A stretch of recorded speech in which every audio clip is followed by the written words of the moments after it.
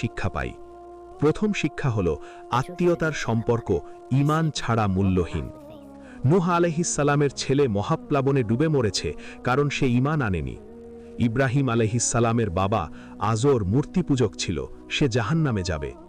লূত আলাইহিস সালামের স্ত্রী কাফেরদের সাথে ধ্বংস হয়েছে। পরিবার অত্যন্ত গুরুত্বপূর্ণ, কিন্তু আল্লাহর হুকুমের সামনে কোনো সম্পর্কই বড় নয়। দ্বিতীয় শিক্ষা হল ধন সম্পদ আখেরাতে কাজে আসবে না। আবুল আহাবের বিশাল সম্পদ তাকে মৃত্যু থেকে বাঁচাতে পারেনি।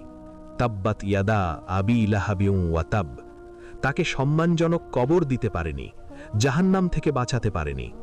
আপনার ব্যাংক ব্যালেন্স যতই থাক, কবরে সাথে যাবে না। হিসাব দিতে হবে কিভাবে কামিয়েছেন, কোথায় খরচ করেছেন। তৃতীয় শিক্ষা হল অহংকার ধ্বংসের মূল। আবুল আহাব ভেবেছিল সে অনেক বড়। সে ভেবেছিল তার সম্পদ, তার প্রভাব, তার বংশমর্যাদা তাকে সবকিছুর ঊর্ধ্বে রেখেছে। সে আল্লাহর রাসূলকে তুচ্ছ ভেবেছিল। আল্লাহ দেখিয়ে দিলেন আসলে কে বড়, কে চিরকাল লাঞ্ছিত হয়ে থাকবে, আর কার নাম কোটি কোটি মানুষ ভালোবাসায় স্মরণ করবে।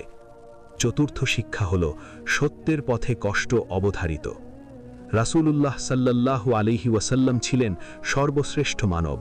তিনি নিজের চাচার কাছ থেকে কষ্ট পেয়েছেন। তার পথে কাঁটা বিছিয়ে রাখা হয়েছে, তাব্বাল্লাকা, তাকে পাথর মারা হয়েছে। আপনি যদি সত্যের পথে থাকেন, কষ্ট আসবে, এটাই স্বাভাবিক, এতে ভেঙে পড়বেন না। পঞ্চম এবং সবচেয়ে গুরুত্বপূর্ণ শিক্ষা হল আল্লাহ তার বান্দাদের ছেড়ে দেন না।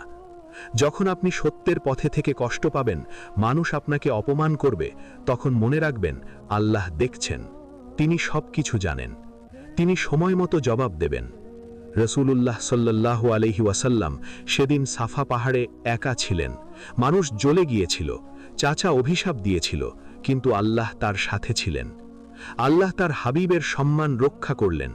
আজ 1400 বছর পরেও আবুল আহাবের নাম লাঞ্ছনার প্রতীক হয়ে আছে, আর মুহাম্মদ সাল্লাল্লাহু আলাইহি ওয়াসাল্লামের নাম প্রতিদিন দুনিয়ার প্রতিটি প্রান্তে, প্রতিটি মসজিদে, প্রতিটি আজানে, প্রতিটি নামাজে তার নাম উচ্চারিত হয়।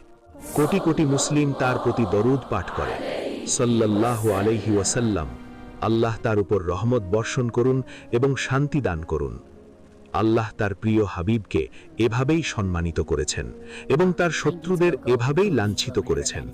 দোয়া করি, আল্লাহুম্মা আজিরনা মিনাল কিব্র, হে আল্লাহ, আমাদের অহংকার থেকে বাঁচাও, আমাদের হৃদয়কে সত্যের জন্য নরম করো, আমাদের আবুল আহাবের মতো হতভাগা করো না, আমাদের তোমার রাসূলের প্রকৃত অনুসারী হিসাবে কবুল করো, আমাদের জান্নাতে তোমার রাসূলের সাথে মিলিত করো।